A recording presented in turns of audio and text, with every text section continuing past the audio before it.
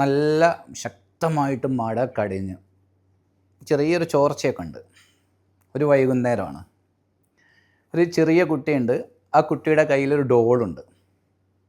കുട്ടിയുടെ അമ്മ ഉണ്ട്, അച്ഛനുണ്ട്. അച്ഛൻ്റെ കയ്യിൽ ചെറിയൊരു പ്ലാസ്റ്റിക് ബാഗുണ്ട്. ഇവർ 3 പേരും കൂടി ഇങ്ങനെ നടന്നു വരികയാണ്.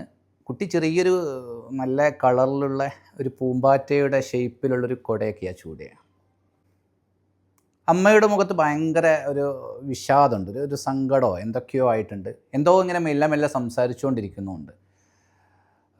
ആ ആളാണെങ്കിൽ അത്രത്തോളം വലിയ മറുപടി ഒന്നും പറയില്ല. ചില കാര്യങ്ങളൊക്കെ യെസ്, ചിലതിനൊക്കെ നോ പറഞ്ഞുകൊണ്ട് പോവുക. ചെറിയ ചെറിയ ആൻസറുകളെ കൊടുക്കുന്നുള്ളൂ. അങ്ങനെ ഇവർ ഒരു ഹാർബറിലേക്കാണ് എത്തിയത്. ഹാർബറിൽ ഒരുപാട് ബോട്ടുകൾ മീൻ പിടിക്കാൻ വേണ്ടി പോകാൻ തയ്യാറായി നിൽക്കുന്നുണ്ട്. ഇയാളും ആ ഒരു മീൻപിടുത്തക്കാരൻ തന്നെയാണ് ഇപ്പോൾ വന്ന ആളും. കുറേ ബോട്ടുകളിലുള്ള ആളുകളൊക്കെ അവിടെ അങ്ങ് ശങ്കിച്ചുകൊണ്ട് നിൽക്കുന്നുണ്ട്. ഇന്ന് പോകണോ? കഴിഞ്ഞ 3-4 ദിവസമായിട്ട് ശക്തമായ മഴ പെയ്തുകൊണ്ട് എന്തില്ല, മീനൊന്നും കിട്ടിയില്ല. ഇന്നും മഴൻ്റെ കാറുകളൊക്കെ ഇങ്ങനെ എന്തുണ്ട്, ആകാശത്ത് കാണുന്നുണ്ട്. അപ്പോൾ ഇദ്ദേഹം അങ്ങോട്ട് വരുവാണ്. വന്ന പാടെ തന്നെ ഇദ്ദേഹത്തിൻ്റെ ബോട്ടിൽ ഇയാളെ കൂടെ പോകേണ്ട ഒരു 13ഓളം ആളുകൾ വേറെയുണ്ട്. അതിൽ വന്ന് 1-2 ആളുകൾ ചോദിച്ചു, നമ്മൾ പോകണോ? അപ്പോൾ ആൾ പറഞ്ഞു, മഴ വീണ്ടും വന്നേക്കാം, കാർമേഘങ്ങൾ ശക്തമായിട്ട് വന്നേക്കാം, കടൽ ക്ഷോഭിച്ചേക്കാം.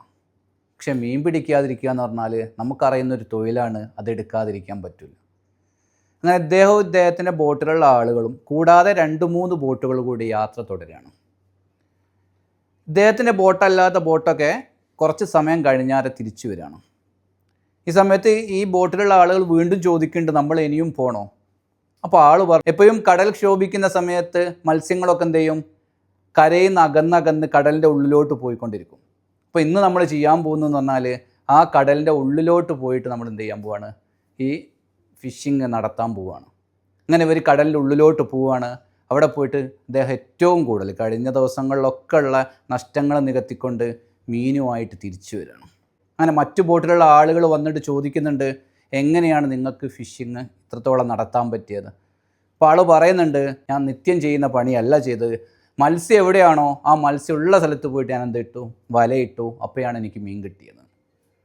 അപ്പോൾ നമ്മൾ ഈ ക്രൈസിസ് സിറ്റുവേഷനിലും നമ്മൾ നോക്കേണ്ടത് ഇതേ കാര്യങ്ങൾ തന്നെയാണ്. നമ്മൾ സാധാരണ കേസിൽ നമുക്ക് ഓട്ടോമാറ്റിക്കലി വലയിടുമ്പോൾ ഒക്കെ മീൻ കിട്ടാറുണ്ടായിരുന്നു.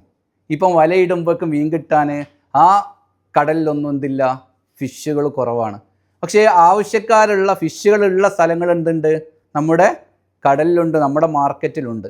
അത് കണ്ടെത്തിയിട്ട് എത്തിക്കുക എന്നുള്ളതാണ്.